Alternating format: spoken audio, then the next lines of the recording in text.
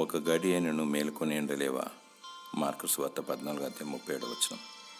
ప్రభు అని యేసుక్రీస్తు సంపూర్ణమైన దేవుడు, సంపూర్ణమైన మానవుడు, ఆకాశం మహాకాశంలో పట్టజాలని దేవుడు.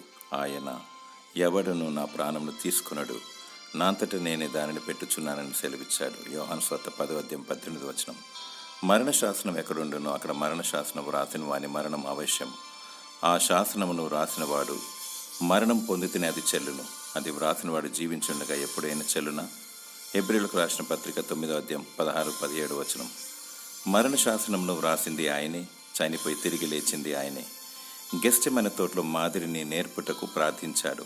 శోధనను జయించుటకు మెలకువగా ఉండి ప్రార్థించుము. విశ్వాస జీవితంలో విజయం కొరకు ప్రార్థించుము. దేవుని రాకడకై సిద్ధపాటు కొరకు ప్రార్థించుము. దేవుడు నీ మొరను ఆలకించి నిన్ను దీవించునుగాక. ఆమెన్.